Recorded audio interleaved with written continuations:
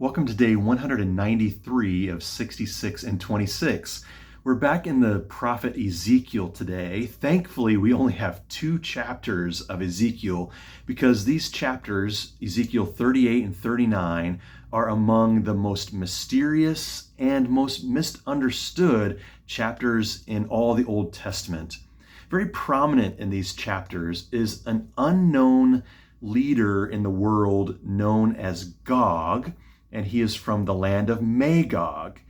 And many people try to interpret this Gog and Magog. We don't even know who this man is, where this land is, but many people interpret that as a specific nation or specific leader, something like it's Russia or Iran, and it's a future end times kind of a prophecy. But I think almost certainly that is not Ezekiel's point. This section of the Bible is very much symbolic and apocalyptic type of language. And apocalyptic language uses metaphor and symbols to make a point about spiritual truth. And this is very similar to what we'll see throughout many of the prophets, especially in Daniel and Zechariah. When we see later toward the end of 66 and 26, when we get to the book of Revelation, that is very apocalyptic language. There's never supposed to be a specific roadmap about future events as much as a general way of expressing how things are and are repeated throughout history. It's what is going on now, what will happen, and what will happen in the distant future as well. So you'll see an example of why we can take this as apocalyptic and symbolic language. You start to see a difference in the language of time in Ezekiel. So instead of something like in the 12th year of our exile, here in this section it's more like after many days, or in future years, or in that day.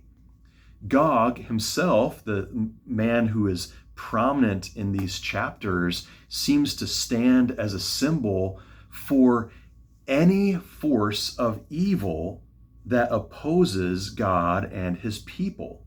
So Ezekiel 38 speaks of a sort of coalition of nations that come together, and he names Meshech and Tubal, Persia, Put, and Cush. Well, if you look at geographically where these nations are, it's almost like it's the 4 corners of the known world at that time in ancient Israel. When you look at Cush and Put, that is in Egypt and Ethiopia to the southwest of Israel, and Meshech and Tubal are to the northeast in what is today Turkey, and Persia is in current day Iran, which is to the north and east of Israel. So you get all the different points of the compass around like the 4 corners of the earth. It's almost to say all of these forces, any force of evil, would come from every side, and it seems like God's people would be surrounded by forces of evil, and they'll continue to come. The chapter just before our reading today, Ezekiel 37, speaks of the resurrection, the army that comes out of the dry bones, and it represents the people of Israel, the nation of Israel that is rising up out of death. And so there's great hope. And you might wonder, well, does that mean that the enemies of Israel will stand down? No, they'll continue to press in from every side. Evil is real. Opposition is real. But even more real is God's sovereignty over it all. Again and again, the Lord is reminding us through Ezekiel and through these other writings that he is the one who ultimately is in control, and all the enemies that would come against God's people will eventually be destroyed. And the outcome is never in doubt. The enemies of God in Ezekiel 38 and 39 are utterly destroyed. Their destruction is described in very dramatic and, again, symbolic kind of language, where God invites the birds of the air and the carnivorous animals along the earth to come and eat up the flesh and drink up the blood of the enemies of God. And there's so many who are defeated that it'll take 7 years or more for people to gather up all the bones of the defeated.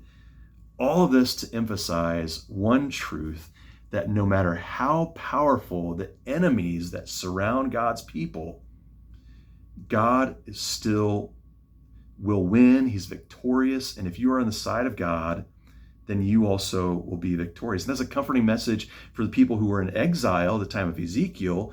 It was a great message for the people at the time of Jesus in the first century. It's a good message for us as well, knowing that no matter what comes against us, as Jesus himself says, the gates of hell will not prevail against his church. As Paul says in Romans 8, there's nothing that will separate us from the love of God that is in Christ Jesus. God is victorious, and when we're on his side, we will be victorious also. That is the message of Ezekiel 38 and 39.